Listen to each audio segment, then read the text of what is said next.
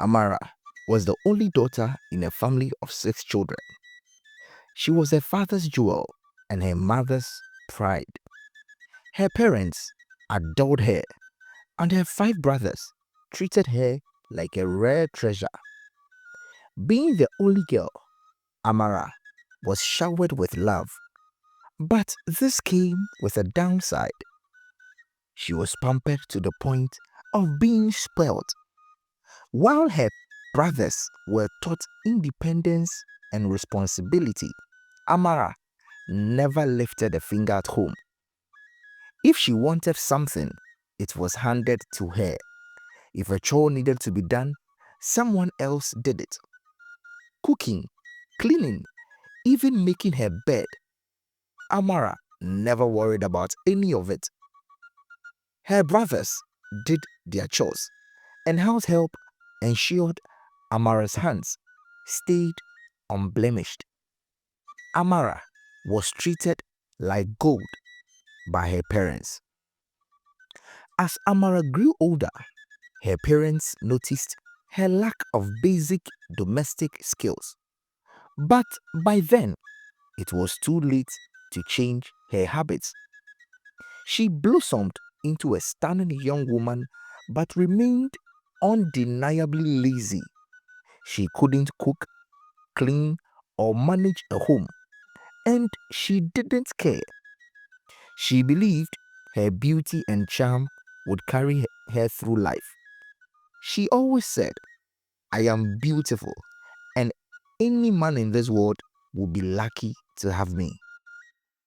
One day, Amara met Chinedu, a hard-working Igbo man who fell in love with her at first sight.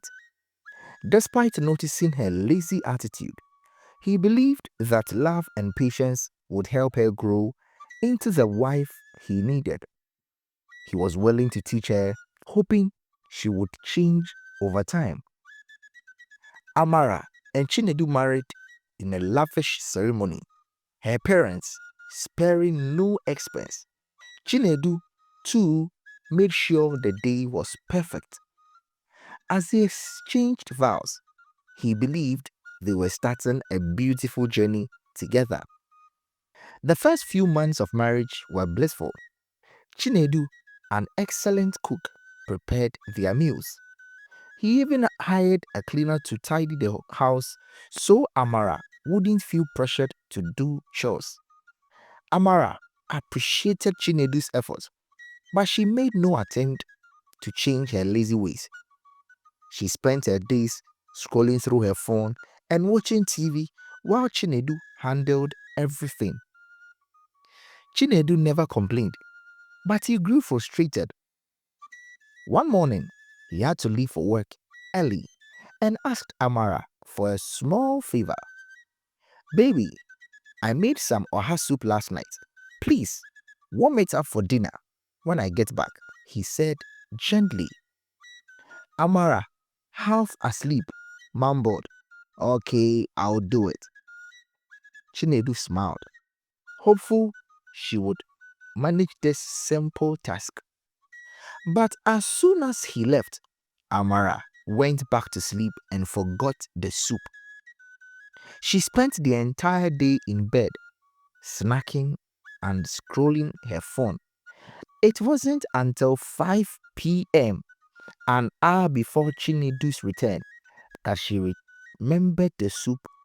Panicking, she rushed to the kitchen. Lifting the pot's cover, a foul odor filled the air. The soup had spoiled. Amara, clueless, thought heating it would fix everything. She lit the stove, hoping to mask the smell. When Chinedu returned, he was hit by the sore stench. What is that smell? He asked, walking to the kitchen. Amara, standing by the stove, tried to sound innocent. I, I am warming the soup like you asked. Chinedu lifted the pot's lid and stepped back, horrified. His favorite oha soup, which he had spent hours carefully preparing, was ruined. Amara, What have you done? The soup is spoiled, he exclaimed, his voice heavy with disappointment. Tears welled up in Amara's eyes. I forgot to warm it earlier, and when I remembered it was already bad, I thought maybe heating it would help. Chinedu couldn't believe what he was hearing. Heating spoiled food doesn't fix it, Amara. It makes it worse. Do you know how much effort went into making this soup? Amara burst into tears. I'm sorry, Chinedu. I didn't mean to ruin it. I promise I will make another pot tomorrow, even better than this one. Chinedu sighed, exhausted. You cook oha soup? Do you even know how to boil water? I will learn, Amara insisted. I will go to the market, buy the ingredients, and cook it myself. You will see. Too tired to argue, Chinedu nodded. Fine, but don't stress yourself too much. I'll figure out dinner tonight. Amara, relieved, decided to watch YouTube tutorials on cooking oha soup.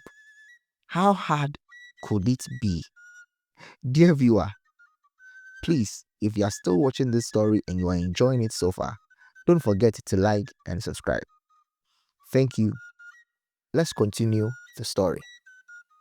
The next morning, determined to redeem herself, Amara dressed up and went to the market. But as she walked through the bustling stalls, her confusion grew. She didn't know how to pick fresh vegetables, and she mistakenly bought bitter leaves instead of oha leaves. Can you imagine? When she returned home, she chopped the leaves carelessly, forgetting to rinse them properly. The soup turned out so bitter when she tasted. She stood there for a while and didn't know what to do. She turned and saw a big Coca-Cola drink closer to the freezer. She said to herself, finally, this is the secret ingredient to make this food taste sweet. She poured all the Coca-Cola inside the food. When her husband returned, she said to him, Baby, I have prepared special oha soup with my special ingredients. I know you would love it. She served her husband. Chinedu spat it out the moment it touched his tongue. Amara, what is this? He choked, coughing. Oha soup, she whispered, her voice trembling. This is not oha soup. Chinedu snapped, rubbing his forehead. It tastes like poison. Did you even taste it? Is this Coca-Cola soup with bitter leaves or what? Amara shook her head, ashamed. She had been too scared to taste her own cooking. Chinedu stood up, pacing the room. Amara, I don't mind doing things for you. You know I have loved you ever since the first day I saw you. But you need to try. What if I am not around? What will you eat? What will our children eat, Amara? Think about it. Amara's heart sank. She never thought about the future that way.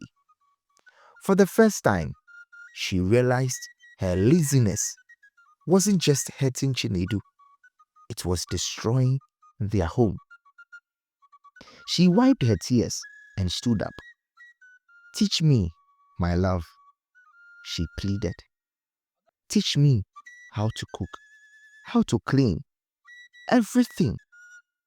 Please, I don't want to lose you. My love, please teach me. I want to be a good wife. Chinedu's heart softened. He took her hand and nodded. Okay, But you must promise to try. I promise, Amara whispered, her voice filled with determination.